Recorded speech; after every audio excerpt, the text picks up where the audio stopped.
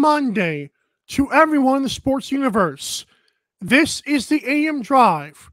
For Aaron Crouch, I am Michael Carvelis. Aaron, how was your weekend? Weekend was good. Caught a little baseball for the opening weekend, made some bets, won a little bit of money, and of course, next weekend will be the big weekend that I'll be glued to the TV, at least on Sunday. Well, I'm sure. Is Tiger golfing or no? He's supposed to, but we'll see. Oh. We can touch on that in the last segment for sure. MikeandAaronDrive.com is a great website. You can get awesome hoodies like Aaron's got on. The mug that's sitting next to me. Aaron's got a tumbler that he drinks his awesome cold water out of. Better not be hot water. Or it might be coffee, but I'm pretty sure it's water. Today it's water. Sometimes it's coffee. Oh, I never knew that. There you go. Things you learn on the show. And you can check out our social media on there. We're getting bigger on Instagram thanks to Aaron's posting, which is awesome because I obviously have things I got to do too. And you can see the YouTube link, which is probably where you're watching right now. So welcome to the show. We've got a few loyal listeners that have reached out to me, so it's pretty cool. Nice. Very cool. I dig that. But like I said, MikeandAaronDrive.com. Let's talk the men's championship first because I want to get people going here. I don't want them to click off all these jerks talking about women. No. So it's going to be UConn after they beat them decently. I didn't watch that game, but I know it wasn't as close as you may have thought it was going to be, right? Actually, it's the closest victory that UConn has surrendered. It's the closest margin of points that UConn has won by, a 13-point victory. They won 72-59 against Miami. It never really seemed like Miami was in the game, and UConn has just controlled each and every team they've gone against. It's absolutely an awesome sight to see. I mean, I'm not a UConn fan by any stretch, but to watch the way a team has dominated the NCAA tournament like UConn has versus the other side where we had the theatrics, the fireworks, the officiating issues. We had a team in Florida Atlantic that, came out of nowhere. Of course, San Diego State's that tried and true, almost like a Gonzaga, but just without as much success. But we have San Diego State and UConn here for the title. It's absolutely incredible. I'm going to be watching it tonight, so I'm excited. FAU put up a great fight. I know that's nothing. It means nothing at this point, but FAU, for a team that had never made the tournament to get into their Final Four and was this close to moving on to the championship, I think it's pretty cool for that program. It shows the parity in college basketball as always. Right, and I'll say it every year, and that's why I think it's such a walking endorsement for expansion of the college football playoff. Now, I understand people are going to be like, well, look at TCU versus Georgia 65-7 or whatever it was. Yes. As it stands right now, the Blue Bloods, the Bamas, and the Georgias of the world are getting every single top-tier college athlete. Now, you expand this playoff system, you thin it out a little bit. And yeah. I think that would eventually become a little bit more parity in college football, unlike what it is right now. And Florida Atlantic is a prime example. The thing is, they use the term any given Sunday, which I get only applies to the NFL somehow. But really, it's all these sports, the more exposure these things get, the more we're going to see more talent come in, which is why I thought the women's game was going to end up getting better over time. People are like, oh, it's been around for 30 years. And I've even heard you say that, but it's yeah, that's great. But if no one's marketing it, who cares? No one's gonna come in there. That's why the NBA started out as a Wilt, Bill Russell, the field. That's what it was for decades. And to act like the WNBA could not pull this off, or college football could not pull this off eventually. I know college football is obviously a lot better athletes, obviously, and less parity. But in the end, the more exposure these things get, and like you said, the expanded playoff would be great with that. It shows you how much the more exposure these talented athletes are going to have, because someone might not want to play a certain sport. They might want to play a different sport, or a girl might not want to be a dentist. She might want to be a basketball player all of a sudden. It's little things like that. Yeah, I mean, I can see that, and yeah, I mean, I still at this point in time believe that it's tough for maybe the women's professional game to grow into a mainstream situation. You can have that nasty face on your screen there all you want, but I mean, it's just what I believe. Could I be wrong? Sure, I Yeah. could be. I mean, it's totally plausible to say. I mean, if you're asking for it to become as mainstream as the Big Four, no. I mean, could it be, more eyeballs than, say, a golf match or something along those lines? Yeah, I mean, you could probably get there. It's just I feel like we're on such a sports overload now where it's like people have to pick and choose to just not watch things. Like, I mean, in theory, it's cool to be able to have football year round, but for whatever reason, I can't get into the XFL. You know what I mean? Like Wow. I feel like at some point in the year, I have to value my time in getting things done throughout the year on Sundays and Saturdays. So, there's sometimes I don't watch a golf match. There's, sometimes I won't watch. I mean, I didn't watch much of the Sweet 16 this week in the elite, in some of the Elite Eight matchups. There's sometimes where there's so much sports on that, who's going to take the back seat? Now, are there enough people in this country, in this world, where everybody can have a slice of the pie? Maybe. It just depends on how much pie you really want. And I think that's where, a lot of people right now are kind of turned off, especially by the WNBA, where they're saying, we want to be paid, not necessarily what the men make, but in reference to what the league makes, we want to be paid proportionately. And it's like, well, from what I understand, the league makes nothing. So That's a 10-year-old joke, though. But it's not. The league is not making money. Is that like? But I haven't heard any news of it this year. Like, everyone's acting like it's just going to stay bankrupt. I'm like, I don't know if the NBA was making a bunch of money to start off. I understand that. So my question is okay, when does it happen? Well, this year it's been a lot more, I'd say, exposure to it. I'm pretty sure they're profiting a little bit this year.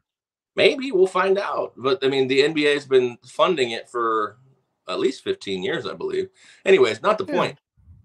My point is that it's just some sports have to take a back seat, and I just don't think everybody's going to get a slice of the pie that they think they deserve.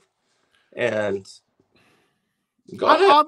No, I know what you're saying. I'm not downplaying the sport. I don't want the sport to fold. I'm just merely saying, from a business standpoint, it's not successful. Women's college basketball has probably, you could argue, been far more successful than women's professional basketball. Well, that's because there's a lot more talent coming up right now, I believe. I think that, everyone was expecting South Carolina to just run over Iowa, and Caitlin Clark says, dang that. And like, to me, and like I said, like the slice of the pie thing, I mean, from a business aspect, I understand what you're saying, but like, people act like these things should just, like, I know you're not saying this, but they should just fold. Like, who gives a crap? And I've seen this year, I went from being slandered on the internet, on Twitter, to being praised for some of my takes. I'm like, when the crap did this change? No, and that come on. There's a lot of people that are quote unquote ahead of their time. And like I said, if I'm wrong, and if the WNBA becomes a bludgeoning league that just is making mass quantities and these girls can make millions of dollars, who am I to stand in their way? That's going to take another 30 years. I understand your point on that.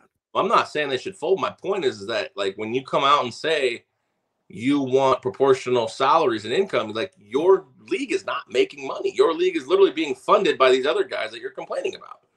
It's the same with the women's soccer league. It's like, look, technically, by percentage, the women's U.S. soccer team is actually paid more by percentage of money brought in than the men are paid. But they don't bring in the same amount of money that the men's World Cup and men's, exhibition games bring in. So you theoretically, if you want to be paid proportionately, you need to take a pay cut. I do feel like basketball and soccer are two of the sports that the women can, like, not be as good as the men, but can come at least a little bit closer than you think. Okay. Like, because they're skill based, Like, yeah, you can have the flashy dunks that are cool. You have the mean post ups. I get all that, but in the end, hockey's one of the ones that's going to struggle, to me, at least in my opinion, for a while, for a lot longer. Well, right, but they're a newer concept as far as the National Right. Women's Hockey League. So taking that same energy as the WNBA and say, look, you may have to struggle or be on the brink of folding for 2-3 decades before the now it with maybe with women's college basketball and women's soccer walking so they could run. Maybe it doesn't take the NWHL 3 decades. Maybe it takes the NWHL 10-15 years to become viable, like turn profits. My guess is that the NWHL does turn a little bit of a profit simply because they are not backed by the NHL Hmm. as far as funding wise. Isn't Barstool still with them, or that wasn't a thing? No, Barstool tried to sponsor them, and they actually backed out because one of the front office people in the NWHL like didn't like Dave Portnoy or whatever. I don't know, a long time ago, but yeah. It's anyways, back onto the court here. I mean, I think we've got a great matchup tonight. I hope you watch it. I think UConn will win, but I do believe San Diego State covers 7. And I think this thing could get pushed up before we see it tonight. My bet was going to be over and covering. Over 132.5. And I think we're going to get a cover. My best bet is the +7. And I might even do a little bit of sprinkle, dinkle, dinkle, dinkle on the money line. That's kind of weird. But I think San Diego State is I think people say, like, well, they're like Gonzaga, they haven't broken through.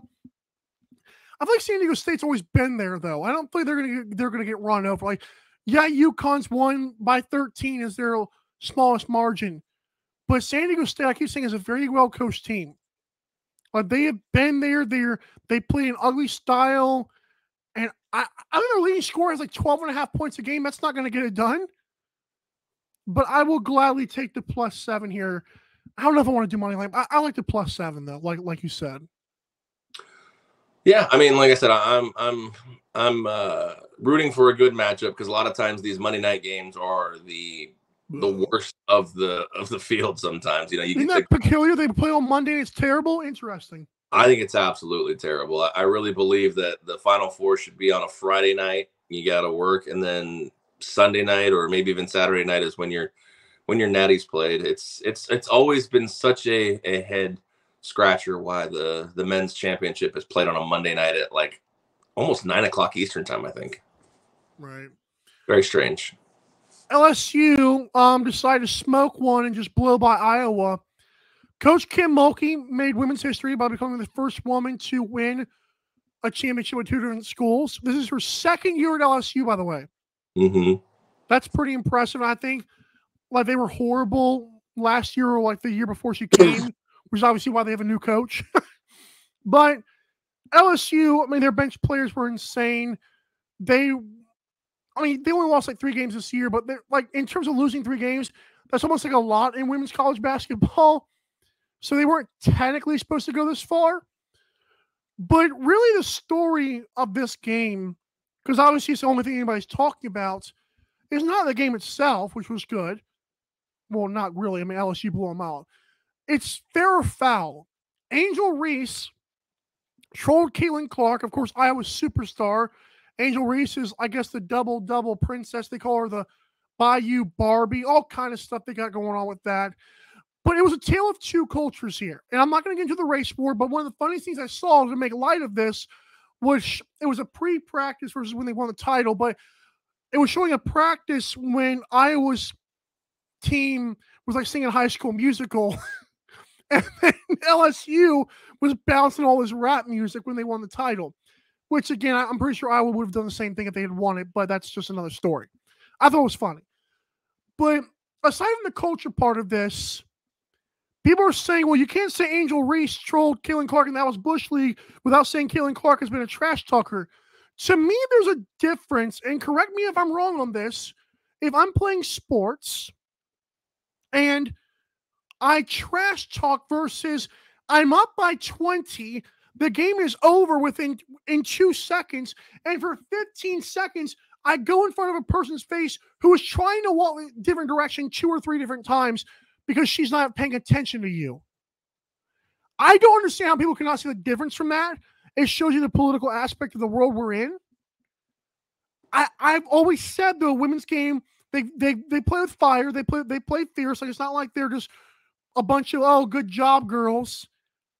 I thought it was a bad light on what's been a great college tournament for the women. Yeah, I completely can understand and agree with what you're saying there, in a sense of, the manner at which each of these gestures happened. They both have different meaning behind them. Now, firstly, obviously, Angel Reese would not have done that gesture without Caitlin Clark doing it first. Right. But like you said, you have to look at the context of when each one of them happened. Caitlin Clark does it, I believe, against Louisville in the and just like waves to the team or whatever in the Elite Eight. Yeah, I mean, now, first thing I'll say is when you dish it, you better be able to take it. Now, Caitlin Clark's not off the hook here in this situation. You dish it when you're at the top. It got dished to you when someone else was at the top of you. Now, Caitlin did not dish this out to the LSU team at any point in the game. This was a week ago, so for you to come back now, and do this to him is a little bit bush league, in my opinion. That's classless, ignorant thug. That's we're going way beyond it. And you're right, we're inciting a little bit of a race war there, and certain races are blindly backing their same race. Let's call it that way. Let's call it. Black people are defending Angel blindly, and white people are defending Caitlin Clark. Sad. Or attacking Angel Reese. Whatever. I'm not going to get into all that. But the point is you're right. I mean, the context of what Angel Reese did to walk around with 15, 20 seconds left and follow her like a sad puppy dog is a little bit out of line. And it's not out of line. It's a little bit it's too much. It's childish and it's lame, and it really puts a damper on your first and your school's first college basketball title in women's college basketball. And you won the most outstanding player too, Angel Reese. You won the most outstanding player of the tournament, which there's also a debate on that because Caitlin Clark scored the most points in tournament history, but it had more than Cheryl Swoops and Taurasi, by the way. Go ahead. Yeah, that's true. And the thing is that it traditionally is not going to go to somebody who loses, but if it did, this would be a year for it to happen. We're not going to remember any of that. I agree with that. We're not going to remember any of that. Now we may remember Caitlin Clark's historic run because she will still be in that record book as most points all time in an NCAA tournament for women's college basketball. We may or may not remember that you were the most outstanding player of one random Final Four, or random Kyle guy. Look, Kyle guy. Yeah, I mean, how many of them can you name? I mean, I think Sean was one. I think Kemba Walker was obviously one. If not, he should have been. But you look at Kemba now, like, who's Kemba? Right, and they're not projecting, which is shocking because, I mean, the WNBA more than me. They're not projecting Angel Reese to be a decent WNBA player by any stretch. There's so many jokes about her working at Wendy's. It's a little bit much in my opinion, but it's like they're saying, like, I made a tweet. I'm just gonna read this real quick, like, and then let you go on again. I said, Caitlin Clark never follows someone around for blah, blah, blah. I said, enjoy it, Angel Reese, while you watch CC22 cook the WNBA alongside me. Like no one's going to be talking about you in 10 years. Right. And, I mean, we shouldn't be looking at this as, this should be Angel's one shining moment if she never materializes in college basketball or professional basketball ever again. And it will be. But if this is her one shining moment, there is a very dark cloud over it. And, this is one of those things that I think she'll regret later on in life. I hope she will, because Caitlin Clark did nothing to her or her team. She actually, their team, I was dribbling the ball out. Like they were okay, we lost. Yeah, I mean, they were down by what, 19 points? I mean, the final score was 19 point victory for LSU. And then when she comes onto the stand to take so much offense by something Caitlin did to another team a week ago, and then she said she had friends on South Carolina, and she didn't, and one of her teammates didn't like the way they guarded the girl who couldn't shoot. And it's like, well, if you're literally going to be left 20 feet wide open, I think you need to work on something in your game. I mean, they're doing that to Russell Westbrook right now, and we're all laughing about it. Yeah, and so another thing I'll say, and it's been a long time on the segment, but basically it's like for Angel Reese to go up on the stadium, like on the stage, like in like the presser, not like the ESPN thing, because that was another weird thing. She was like, "Oh, you don't call me ghetto, you'll call me this." What was that, Angel? Like, what do you call that then? Like, do you think you saved yourself with that by just winning a basketball game? Because you clearly didn't with that part. But I do agree, though, in 10 years from now, I'm sure two things are possible. She A, learned from this, and B, we don't remember this, except for like a few certain hardcore fans. Right. And like I said, as we've been talking about pretty much a lot of this segment, I mean, this is a lot of women's college basketball talk. And you're talking about the college basketball tournament this year and how exciting it was. And I've watched a few games as well. I mean, this is what we're talking about. We're not talking about the action on the court. We're not talking about Iowa defeating the juggernaut South Carolina. We're not talking about, LSU, the underdog story, making it. Kim Mulkey, we're not talking about her leading two teams because she was Baylor's head coach as well. We're not talking about her leading two separate teams to national title victories. We're talking about a lapse in, I'll call it a lapse in judgment, for lack of a more politically correct word. We're talking about a lapse in judgment where you're trying to showboat somebody else. And the last thing I'll say on it is this is the world we're in. Showboat, sportsmanship is out the window, and it's disgusting to see. It is. It's social media. It's just what it is. It is. It absolutely is. We'll be okay. When we come back, though, we've got to talk about Dwayne Wade and Michael Lombardi. Well, technically Bryce Young, but we're right back to the AM Drive. But first, a word about safety. If you're driving, please remember to use your car's Bluetooth speaker while listening to the AM Drive. Sports talk is not worth your safety or the safety of others. Thank you. Tell them. All right, welcome back here into the Monday edition of the AM Drive. We are presented by Fanatics. It's right there. You see it. But first, before you go there, no. You got to go to mikeandaarondrive.com and click that F. That will take you into Fanatics, where you can shop until you drop on all the latest in all your favorite sports teams, leagues, players, etc. The Masters is coming up. Get your golf gear today at Fanatics. Obviously, all the new seasons, all the playoffs are coming.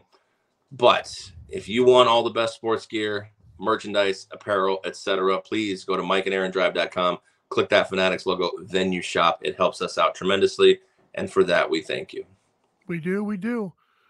Dwayne Wade and Dirk Nowitzki headline a class of 2023 for the Basketball Hall of Fame, which everybody and their sister gets into. By the way, I want to mention this. LaMarcus Aldridge retired on Friday, which I did not hear anybody talk about, but I just happened to read on the fantasy app, and I thought it was interesting. Played with Damian Lillard for a few years.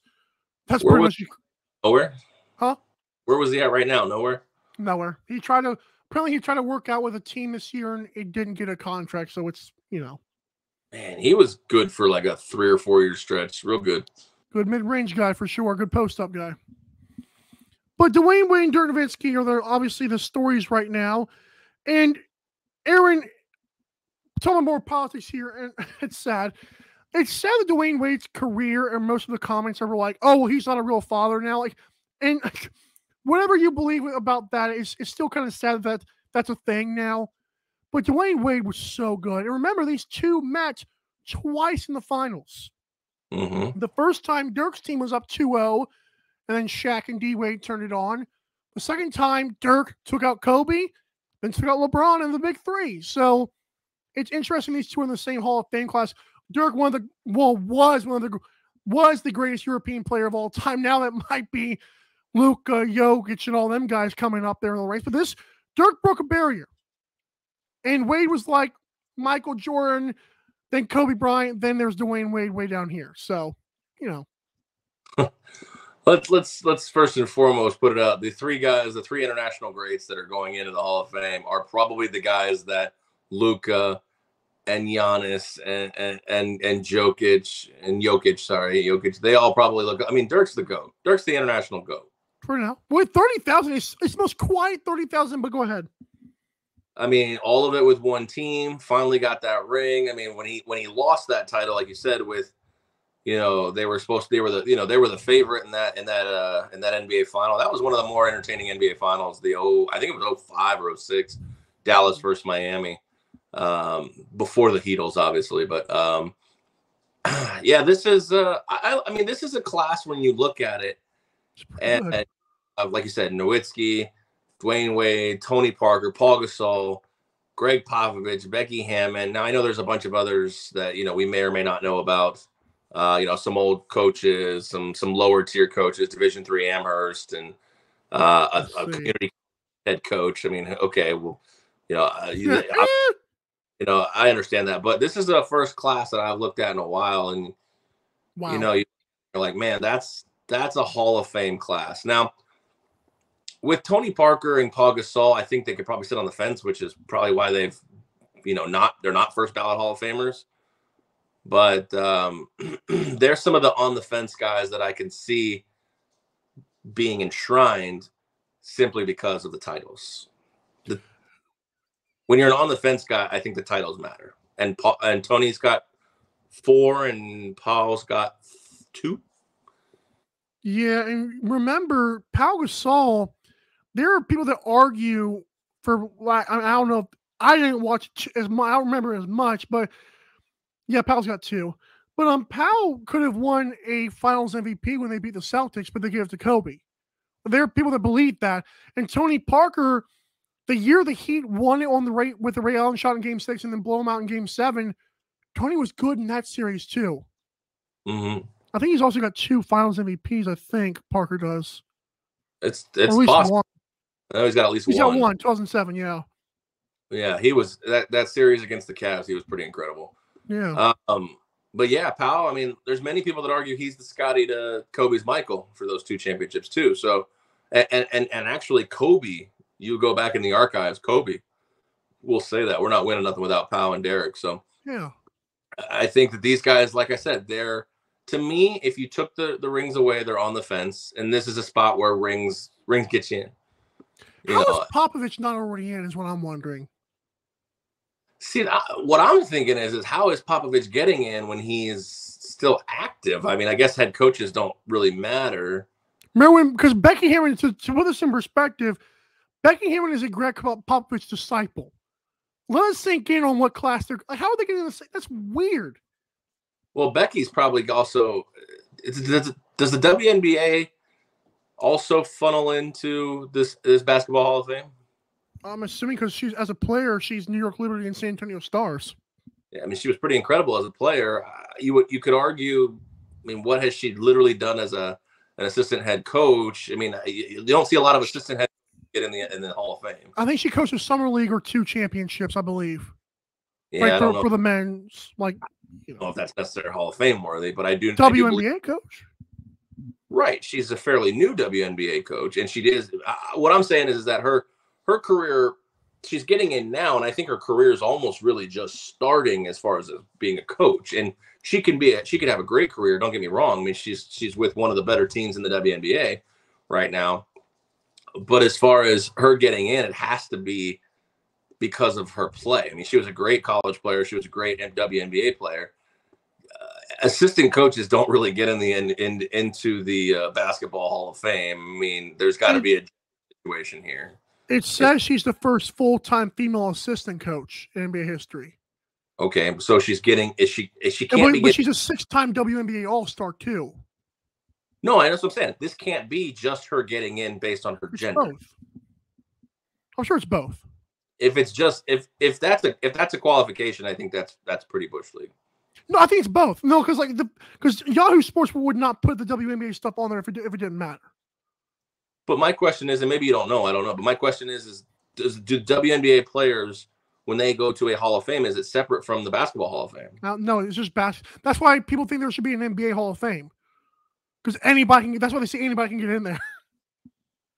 Well, although I do think if she doesn't have a Spurs thing on her resume, which is really freaking, and this is Bush League, if that's not on her resume, she might not get in regardless, even though she's been great everywhere else she's been. So I could put her in as a player and as a head coach. I mean, like I said, as a head coach in the WNBA, I mean, yes, she's won one title. I think she's got much more success ahead of her. But if they're utilizing, they're saying, well, she was good in the WNBA. Oh, and she was the first female head. I think that's a problem. I do. I agree with that. Not saying, and again, Aaron's not saying she's not deserving, because she will be, but based on that being the cherry on top, that should not be the cherry on top, right? That's just sad. Right, because assistant basketball coaches just don't go to the Hall of Fame, but she's going to go simply because of her gender. Yeah.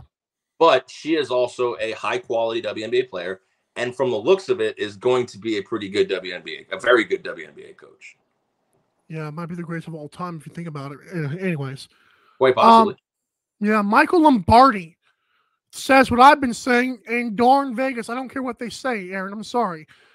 Thinks Bryce Young's going number 1. I agree with that, and I believe he specified the Panthers, right? Well, yeah, because they have the first round. They have the first pick. Well, yeah. And apparently, you added that Stroud and Bryce Young have been working out with Jalen Hurts recently. I could care less. I think CJ needs that more than Bryce, but go ahead. Well, I think that matters because of, and this may just be my personal opinion here, and it probably is. I think Jalen Hurts is one of my favorite guys in the NFL. Mine too. Because of the work ethic. And I know I say this every time. The minute he said the rent's due every day, I love that quote.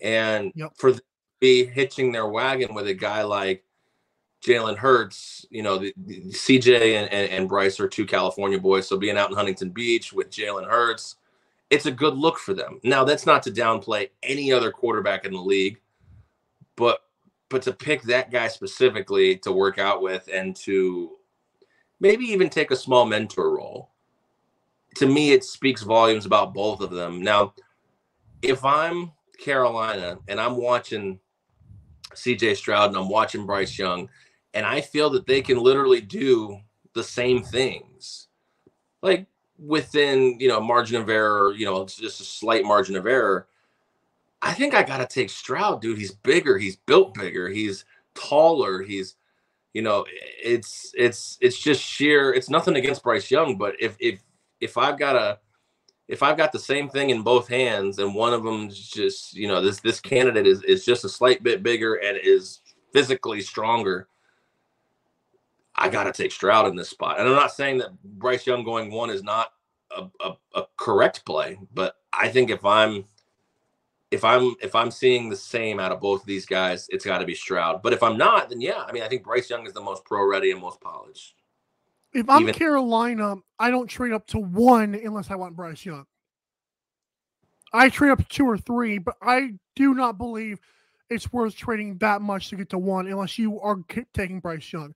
That's why I've told people. It's not like, oh, they might take this guy. No, Bryce Young is the consensus number 1. Like, we're not going to have a trade up to 1 unless you think you want him. Well, you look at that. It's like, why go to 2 and risk someone jumping ahead of me or risking the team that's there to take it when I can just go to 1 for maybe an extra pick? I think going up to 2 would have cost them 2 first-round picks. It may not have cost them DJ Moore. That one's still a head-scratcher to me. But I think going up to 2 is still a risk, because if they did want Bryce Young, they have to sweat it out. And even if they did want CJ Stroud, like I said, what if Chicago loves CJ Stroud? Or what if Indianapolis comes charging up to 1 and goes and gets CJ Stroud? You can't, if you want this ensures you get the guy you want. And now you have, at the time of the trade, you have 2 months to figure that out. I think it just puts a sense of ease in your mind. Oh yeah, I get all that. Like I said, DJ Moore is still. I still scratch my head. I would have rather given up 2 firsts and 2 seconds instead of giving up a DJ Moore. Like, even though I'm not the biggest DJ Moore fan, I still think it was a stupid move by them. I think he's sneaky one of the better receivers and would have been a nice piece to help develop your quarterback for sure. That's fair. I don't think Let's Adam's take the guy. right. Let's see one more break. When we come back, Anthony Rendon. What happened, dude? What happened was, and then PK Subban. Boy, I gotta say, I'm suddenly a PK fan. We'll be right back to the AM Drive.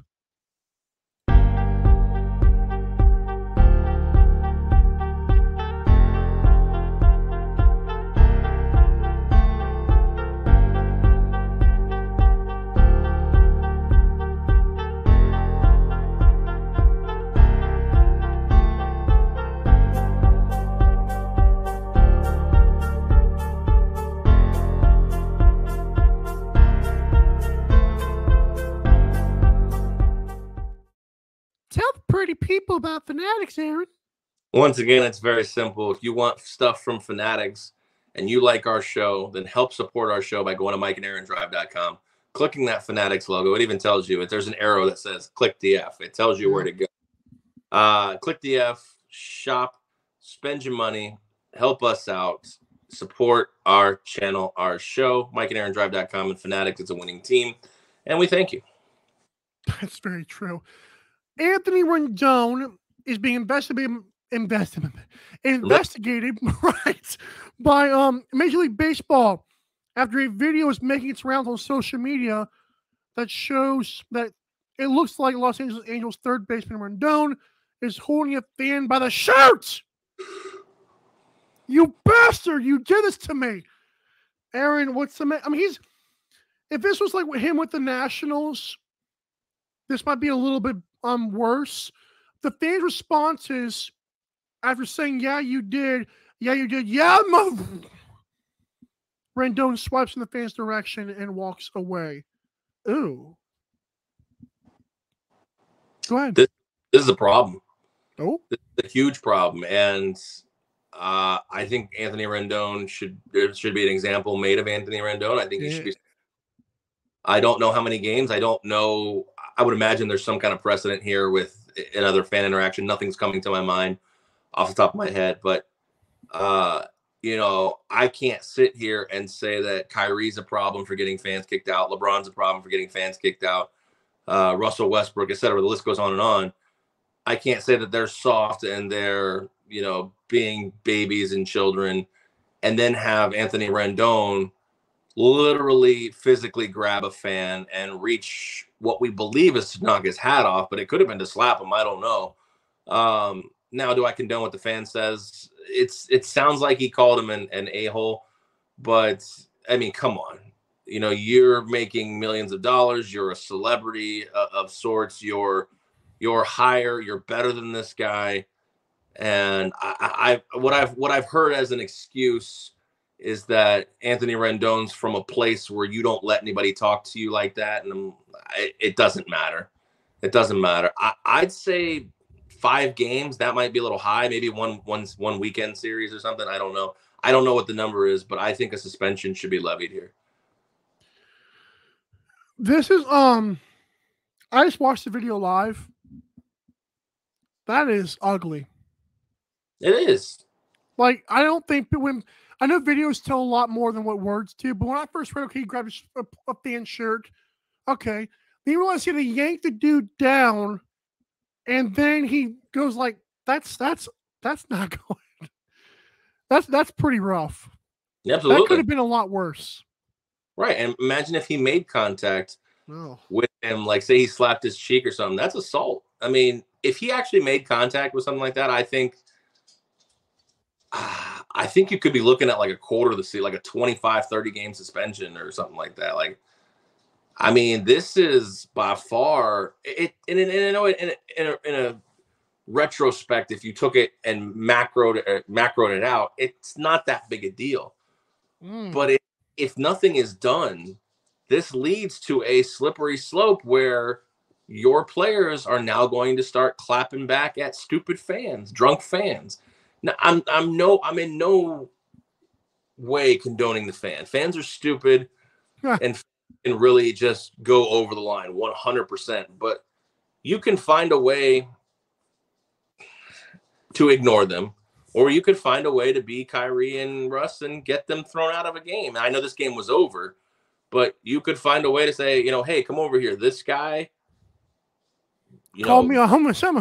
YZ called me this. I'm not going to do anything to him, but I think that, and if it comes out that he just called him an asshole, Rendon, you're being a little soft here. A little soft? Interesting. Now I understand you're from the place where nobody disrespects you, but who cares? You're not there anymore. You're in a different spot. And how many times have we said this with John Morant too? I mean, add him to the mix. Like, you're just by the sheer fact of being in a professional sport, making millions of dollars, not necessarily your character, you're automatically better than these people. Just they want to get into your face. They want to get into your head. So just by that sheer fact, you're already better than them. Just continue to be better than them. Walk off. I don't even care if you just say, all right, hey, if they're saying, hey, Rendon, you're an asshole, and he's like, right back at you, asshole, I'd be totally fine with that. Beep, beep, beep, beep. Yeah, right back at you, beep. Mother effer. I'd honestly be something like that, I mean, I think somebody clapped at Kevin Durant once about, hey, man, you need to score here. And he said, hey, man, you need to just sit down and watch the game. Fine with that. Totally fine with that. That's an ugly video, dude. It's not great. It's really not. It's not a nothing burger. When he takes the swing, I think that pretty much puts the bad cherry on the bad ice cream there. 100%. All right. PK Subban, boy, I love this. Activism should not be pushed on NHL players. And I want to get to this more than just that, because there's the quotes in here are like golden nuggets, in my opinion. Like, they're pretty awesome. Good Lord. Come on, Yahoo Sports. Don't do this to me. PK Subban basically says that we cannot push everyone to be an activist. We need to be very careful. I feel people pick and choose what they want to talk about, and I don't like it when we put the onus on athletes to be activists. And he also adds, I'm not saying it is right or wrong to wear the Pride jersey. We have just got to be very careful. You can support the LGBT whatever community without having to wear a hat, a t-shirt, or a jersey. If anybody has a problem with that, Aaron, please tell me if social media's had a problem with this. Oh, they absolutely have. I've seen a lot. Good God Almighty. I've seen a lot of this comment. Oh, a rare PKL. And I'm like, okay. Funny, but come on. I'm 100% in agreement with him in this part and in agreement. What is he saying wrong?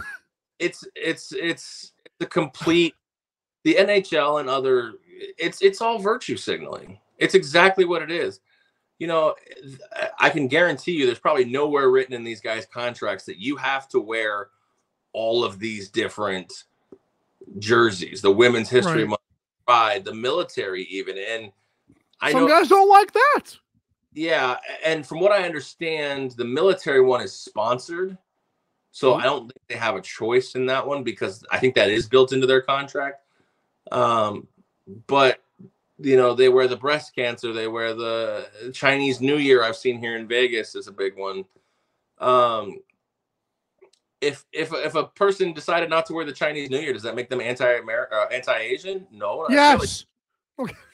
But to me, it's gaslighting. If the team wants to put all the theatrics of an XYZ night, around the stadium, and they want to do game activities and everything like that, like most of these players, if not all these players, they just want to play their sport. And in hockey, that's more true than ever, because a lot of these guys come from countries where they don't really believe in gay people and gay marriage and all the letters of the alphabet. That's putting it very lightly. Just people should do some Google research. That's a great point you just made, by the way. And the worst of all is Russia. There's a lot of Russian-born players that they could specifically be targeted by their home country for simply putting on a jersey supporting something that their country does not support. And is it worth it? Ask people this. Is it, like, honest question here. Do people believe, and I know that they do, but is it worth it to do a simple t-shirt? Because after all, tell me if it means anything. I know deep deep down, these idiots know it means nothing. It means absolutely nothing. 100%. So if I'm going to get literally targeted and imprisoned by my country, is it worth it? No, it's not worth it. It's you know what it is? It's the same as the stupid black box everybody put on their Instagram profile back in 2020. It's all it is. I mean, it's the "We stand with Ukraine" profile pictures. Those lasted about 2 months, by the way. You're not doing anything, you want to make an impact, go out there, do something, be something. Don't force everybody else to succumb to your issue or to your cause when you don't understand that there can be consequences. You may in your mind think there shouldn't be consequences to. Yeah, agree, there shouldn't be, but there is. But yeah, you're right. We would love to all live in perfect harmony. But unfortunately, Russia still exists where they do not like gay people. There are still countries in the Middle East that will execute you. Thank you. That was what I was saying. Like, that's a big deal. Like, what if we had a Saudi player in the NHL or I don't know if any other. Does any other sport even do Pride Nights? Yes. So I was going to mention that Saskatchewan Rush, right, in the NLL. I'm sure there's more, but like they don't have to wear a rainbow jersey. What are you saying? I'm talking bigger sports. No offense. Whoa! Watch your mouth. No, but you're right. On, real. Don't play this game like the NLL. It doesn't hold a candle to the Big Four. That's fine if they do Pride Nights. I'm talking about the Big Four. But they do. Like NBA does. But the players still aren't forced to wear rainbow stuff though. Unless you're the Nuggets, because it's part of your uniform. Those are good though. Those look cool. Anyways, yeah, no, I get it, and like I said, you should really celebrate the ones who want to wear it versus attacking the ones who don't. And it seems like that's all we do. The Chicago Blackhawks pulled Pride Night. The Islanders have never done one. Now I'll take the other side here, and I'll say that like I think the Stahl brothers I think they play for Florida now, or I don't remember who they play for now. The Stahl brothers on the same team. I think it's the Panthers. They said that, they don't believe, their Christian beliefs, this, that, and the other. But they've worn the jersey in the past. So, yeah, I do believe there are some BS excuses. Now, James Reimer, I know, is another one who's worn the jersey in the past. And so Jonathan why do you... Isaac? Remember Jonathan Isaac for the Magic? Yeah. Dude's been exiled from the NBA. Basically, he's still at the Magic, and people as soon as he came back, people came back with, "Oh, he's a racist." The dude's black. Is the one person in the entire bubble besides Myers Leonard, who's also been exiled. Although I think Myers Leonard had another can of worms, we're not going to get into that. But out of the entire bubble, those two guys, and you're right. Focus on how unified it was. Don't focus on we got to get this guy. Why does it matter? And I mean, depending on your beliefs, there's a lot of people that believe that the gay, the LGBTQ and the trans movement and Black Lives Matter aren't something you should unify around. Oh. There are people that believe that they are threats. Well, I mean, yeah, you're right. You're right. I mean, I am a religious person, and I personally, cancel me now, do not do the political stuff because I believe there's a bigger picture. But that's, like I say, I would get canceled. Like, come on, people. The reason I don't get into a lot of that public, displays is because it does nothing. Agreed. Now, if you want to go out and be the best person you can be to every single walk of life, every single type of person that comes around you, I think that's far more reaching than posting shit on your Instagram profile or wearing a Pride jersey or just dumb crap. It does nothing for you. It's literally virtue signaling. To say that, that hockey isn't for everybody because that guy chooses not to. Dumbest crap I've ever heard. Like, there's a women's hockey league, people. Come on now. Yeah, I mean, it's just, I don't know. I feel like we just these things don't do anything but cause more division because all you're focused on is who didn't wear it this time. I think it's how other people know about your picks as well. All right, that's going to do it here for us on Monday's show. It's Masters Week, baby. I know that the next time you see... Hold on. Yeah, they try to change that too. It's Masters Week. I know the next time you see us, we'll be almost halfway through the Masters. So make sure you check out AM Drive Picks. I'll have a few nice little sprinkles for you to follow. Maybe tail, maybe fade. That choice is yours, of course. But enjoy the week. I know it's a work week, but part of that week will include the Masters. So enjoy that week. We will see you guys on Friday. In the meantime, MikeandAaronDrive.com for our shop socials, sponsors, and, of course, the YouTube. So until then, for Michael Carvelis, I'm Aaron Crouch saying enjoy your week. And as always, drive safe. We're out.